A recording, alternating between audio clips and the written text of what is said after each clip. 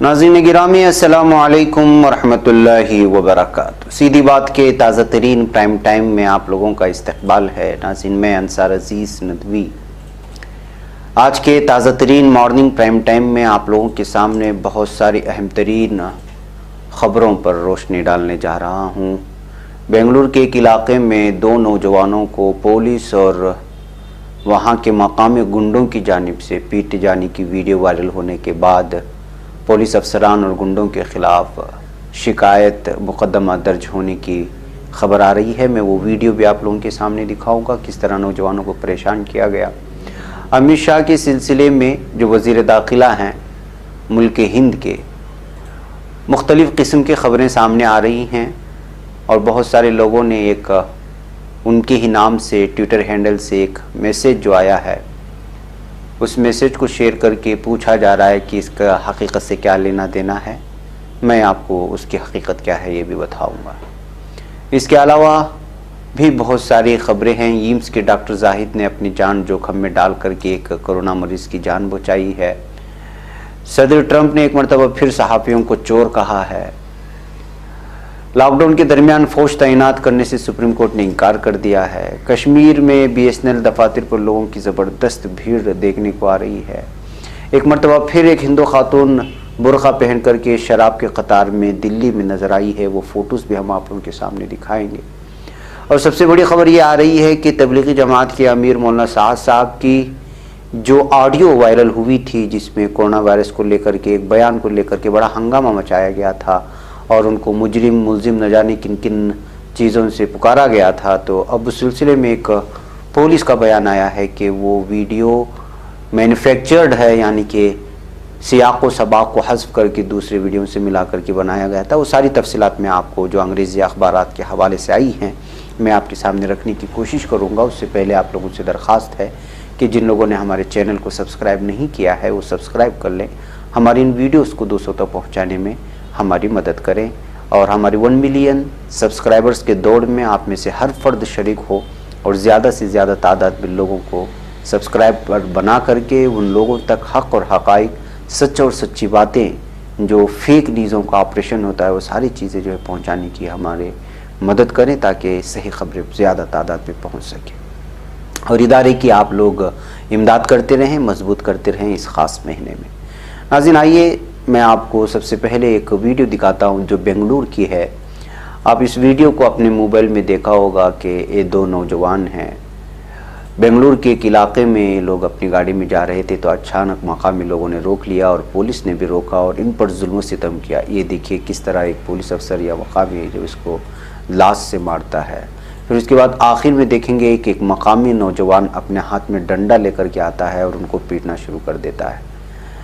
देखिए तो ये नाजरीन एक अजीब व गरीब किस्म की ये डंडा देख करके मार रहा है। पुलिस के सामने ये जुल्म सितम जारी है और पुलिस कुछ नहीं कह रही, लेकिन बाद में पुलिस अफसर आकर के उसको डांटता है। लेकिन इसकी हिम्मत देखिए कि पुलिस अफसरान सामने खड़े हैं और उन नौजवानों को मार रहे हैं और गालियाँ दे रहे हैं, न जाने क्या क्या सब।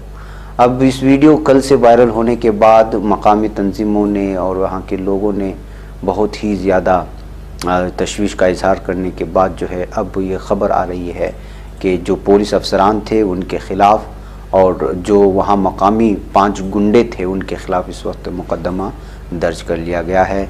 ये हालात हैं इस वक्त। मुस्लिम नौजवानों को देख देख करके टारगेट किया जाता है, टोपियों को देख करके टारगेट किया जाता है, जुल्म सितम की इंतहा की जा रही है। अब तो ये माना। इसके अलावा नाजरीन पुलिस क्यों इस तरह जो है आम नागरिकों से और बिलखुसूस मुसलमानों से इस तरह का सलूक करती है, एक अहम तरीन सवाल है। क्या उनको कानून का डर नहीं है? असल में इसमें मुबैना तौर पर कुछ सियासी लीडरान भी शामिल हो जाते हैं। मैं ये क्यों कह रहा हूँ, आइए मैं आपको एक वीडियो दिखाता हूँ सुनील नायक की, जो भटकल के रुकने असम्बली हैं। उनकी एक मुबैना वीडियो भटकल में जो है इस वक्त वायरल हो रही है जिसमें वो कन्नड़ा में पुलिस को ये कहते हुए नजर आ रहे हैं। आप लोगों को मालूम होना चाहिए कि भटकल में कोरोना पॉजिटिव के इस वक्त केसेस बढ़कर के 20 के करीब पहुंच चुके हैं। कल 13 लोगों को कारवार ले जाया गया था। आज 7 मजीद कोरोना पॉजिटिव की वहां पे आई हैं।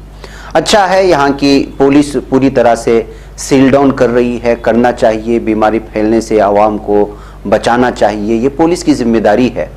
लेकिन वो कानून को हाथ में नहीं ले सकती, बेकसूरों को मार नहीं सकती, बेवजह किसी को मार नहीं सकती, कानून हाथ में नहीं ले सकती।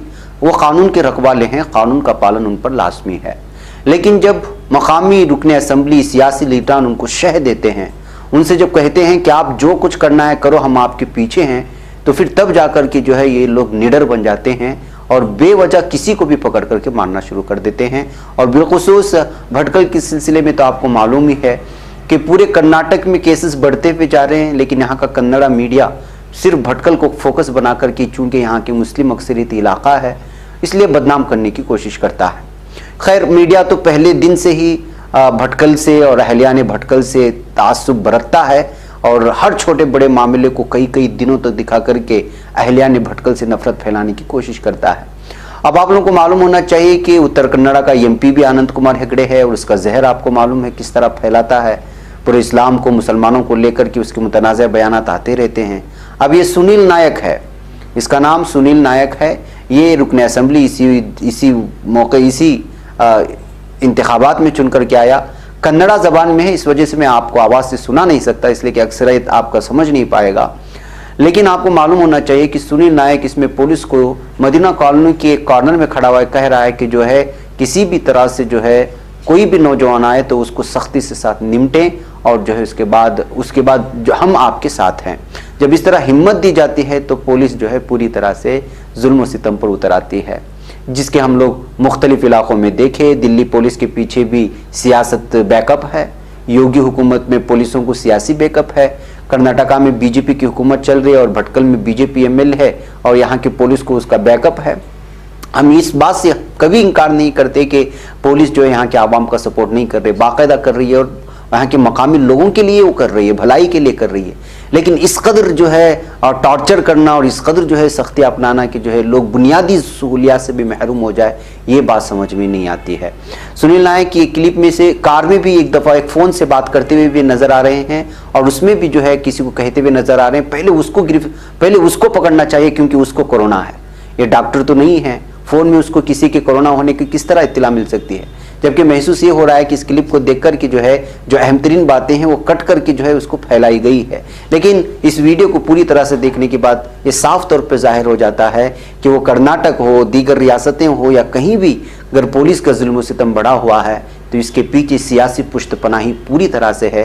इस वजह से पुलिस अफसरान निडर होकर के बिलखुसूस मुस्लिम नौजवानों को निशाना बना रही हैं और इसमें कोई ढकी छुपी बात नहीं रही। इसलिए कि हमने मुख्तलिफ दिल्ली में भी देखा किस तरह से जो है हिंदुत्व गुंडों के साथ मिलकर के पुलिस दिल्ली फसादात में जो है उनका साथ दे रही थी और जो है आज की ही वीडियो में आप लोगों ने देख लिया कि मकामी गुंडों के साथ मिलकर के किस तरह दो नौजवानों को, मुसलमानों को पीट रही थी बेंगलुरु में। और कल इससे पहले भी हमने एक वीडियो दिखाई थी कल के प्राइम टाइम में जो मैसूर से आई हुई थी, उसमें आपने देखा कि किस तरह एक सब्जी खरीदने वाले नौजवान को मारी थी। इसके अलावा हमने कल के मॉर्निंग प्राइम टाइम में मुमरा की भी एक वीडियो दिखाई थी, 65 साल रोजेदार को किस तरह से मारा गया। तो ये सारी चीज़ें ऐसी हैं जो ये साफ तौर पर जाहिर करती हैं कि सियासी पुश्तपनाही की वजह से जो है ये तरह हो रहा है। इसलिए अगर ये इसमें इजाफा होता है तो फिर जो है आगे के अयाम में जो शक्ल सूरत निकल करके आएगी, जाहिर सी बात है कि सब्र का दामन एक ना एक दिन जो है लबरेज होने वाला है। उसके बाद जो सिचुएशन पैदा होगी वो बहुत ही भयानक होगी। इसलिए पुलिस अफसरान को अपने कानून का पालन करना चाहिए और सियासी लीडरान वो चुने जाते हैं लोगों की खिदमत के लिए, नफरत फैलाने के लिए और जुल्म सितम के लिए नहीं, ये महसूस हो जाना चाहिए। बहरकैफ नाज़रीन, आइए मैं अमित शाह की खबर की जानिब आपको ले जाता हूँ। आपको मालूम होना चाहिए कि गुज़िश्ता कई दिनों से बल्कि ये बातें तो साफ तौर पे सामने आ रही थी क्योंकि वो जब से दिल्ली फसादात हुए हैं उसके बाद से ज़्यादा मीडिया में नज़र नहीं आए थे। उसके बाद जब लॉकडाउन और कोविड-19 का मामला आया उसके बाद भी वो सिर्फ जो है अंदरून जो मीटिंग्स होती थी उन्हीं मीटिंग में जो है ये नज़र आते थे और उनका चेहरा चिपका हुआ एक अजीब व गरीब किस्म की जो है हालत में नज़र आ रहा था, जिसको लेकर के जो है मुख्तलिफ किस्म के तबसरे हुए।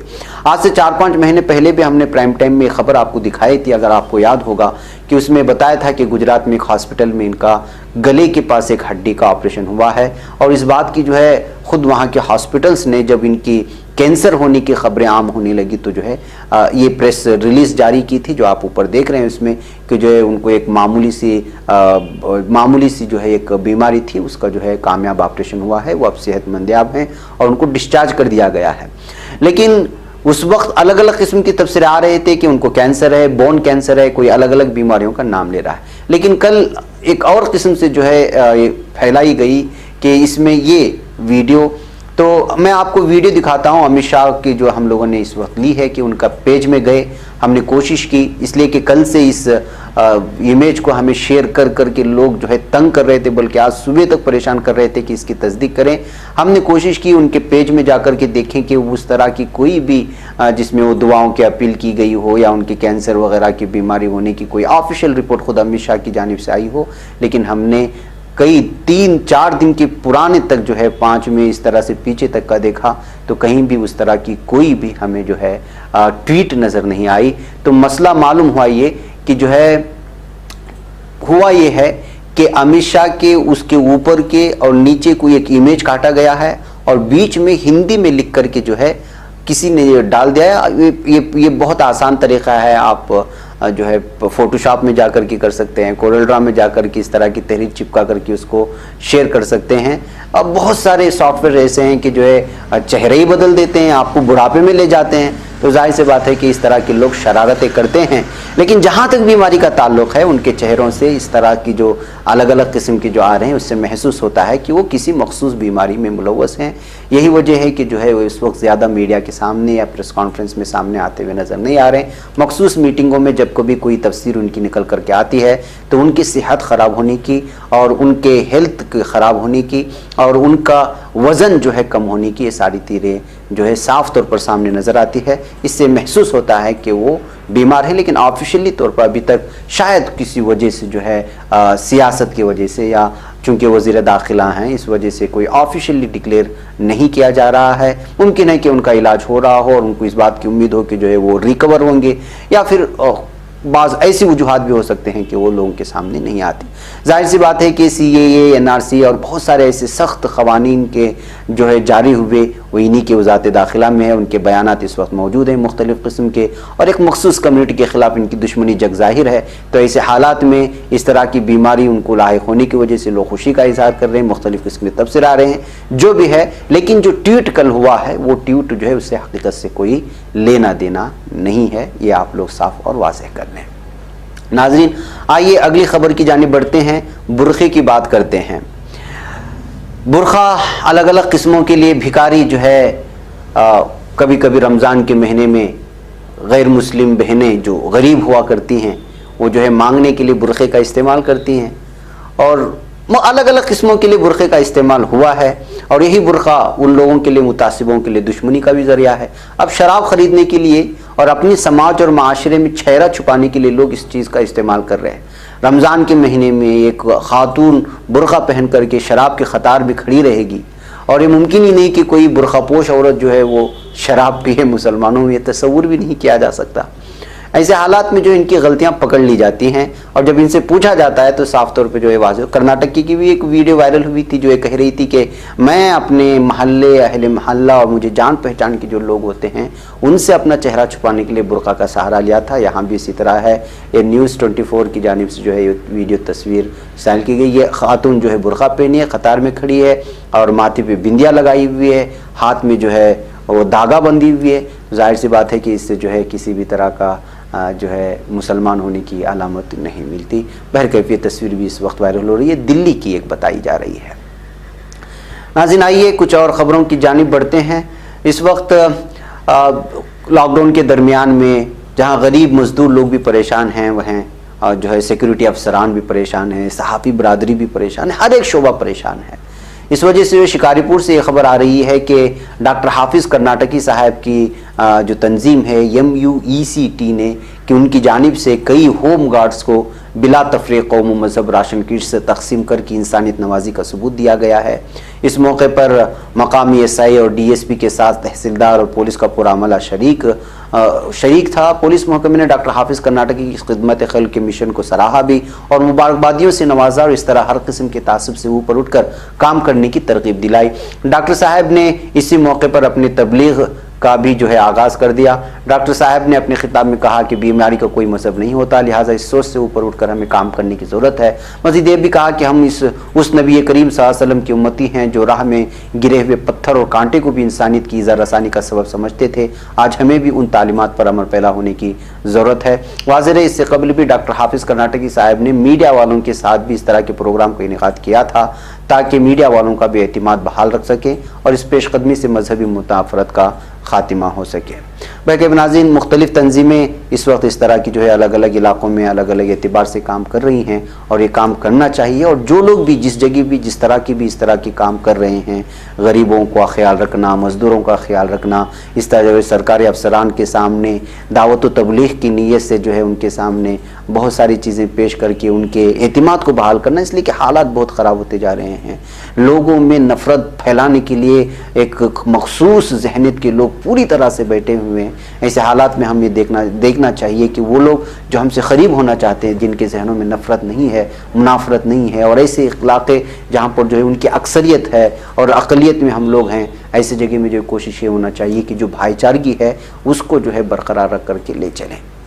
बहरकैफ नाज़रीन, आइए तबलीगी जमात के सरबराह मौलाना साद साहब की उस मुतनाज़ ऑडियो क्लिप के बारे में बात करते हैं जिसके सिलसिले में पुलिस अफसरान ने जांच के दरमियान में इंकिशाफ किया है कि वो जो है मैन्युफैक्चर्ड थी। मुख्तलिफ तरह के इल्ज़ामात का सामना कर रहे तबलीगी जमात के सरबराह मौलाना साद साहब के लिए एक राहत की खबर सामने आई। मौलाना साद कांदलवी की एक मुतनाज़ ऑडियो क्लिप जो बहुत ज़्यादा शेयर की गई थी, उसमें छेड़छाड़ की बात सामने आई है। ऑडियो क्लिप में मुबैना तौर पर मौलाना साद तबलीगी जमात के लोगों से ये कहते हुए सुनाई दे रहे थे कि उन्हें सोशल डिस्टेंसिंग पर अमल करने की कोई ज़रूरत नहीं है। इस ऑडियो क्लिप के वायरल होने के बाद मौलाना साद साहब मज़ीद मुश्किल में फंस गए थे और उनके खिलाफ FIR भी की गई थी और मीडिया ने इस कदर चिल्लाया था कि जिसकी कोई इंतहा नहीं थी। उनको अलग अलग गालियाँ और न जाने किस किस तरह के जो है नाम से पुकारा गया। हिंदी न्यूज़ पोर्टल जनसत्ता पर इस सिलसिले में एक रिपोर्ट शाये हुई है और बताया गया है कि मुतनाज़ ऑडियो क्लिप की जब पुलिस ने जांच की तो पता चला कि ये छेड़छाड़ का नतीजा है। पुलिस ज़राए का कहना है कि शायद इस ऑडियो क्लिप से छेड़छाड़ हुई है और कई दीगर पुरानी ऑडियो क्लिप को जोड़ करके उसे तैयार किया गया है। रिपोर्ट के मुताबिक फिलहाल पुलिस ने इस ऑडियो क्लिप समेत कई दीगर ऑडियो क्लिप को जाँच करने के लिए फॉरेंसिक साइंस लेबोरेटरी भेज दिया है।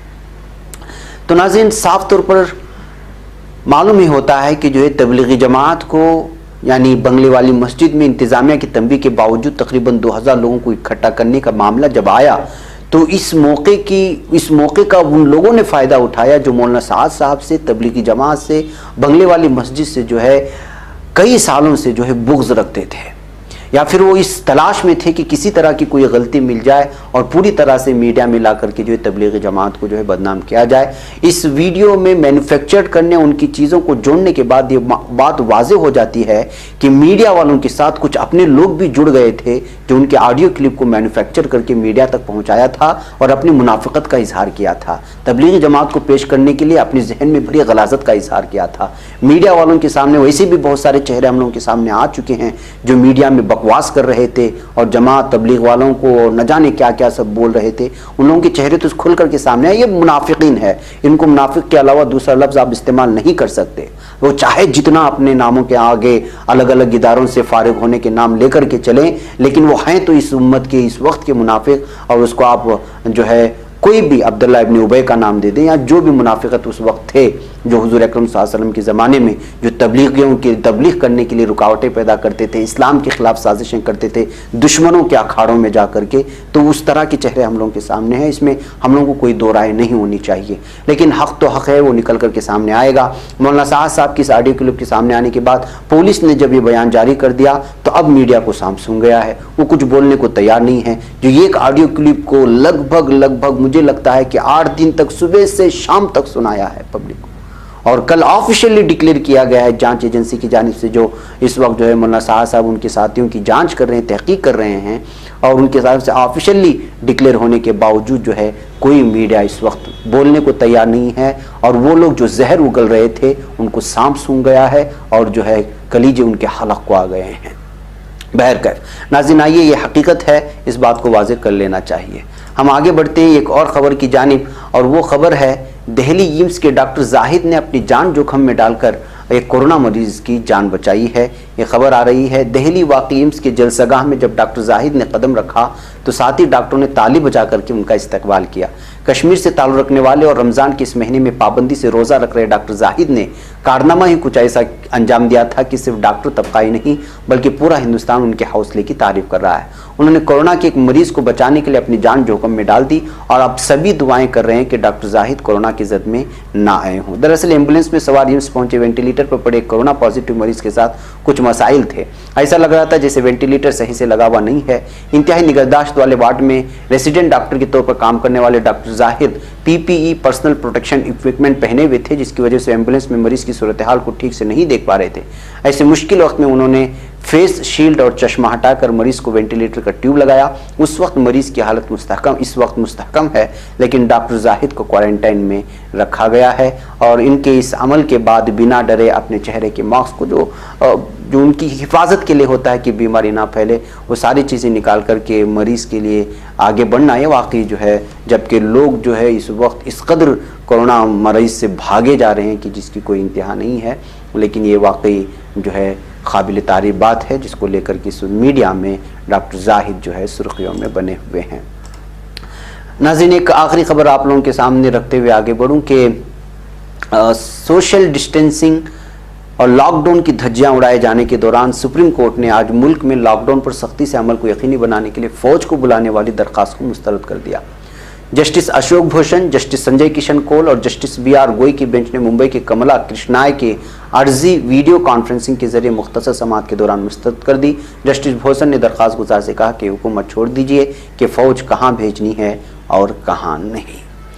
वह नाज़रीन, आज के मॉर्निंग प्राइम टाइम में कुछ अहम तरीन खबरें थी जो आप लोगों के सामने रखना था। इंशाल्लाह फिर मुलाकात होगी शाम में कुछ और खबरों की तफसीलात के साथ। अस्सलामु अलैकुम वरहमतुल्लाहि वबरकातुहू।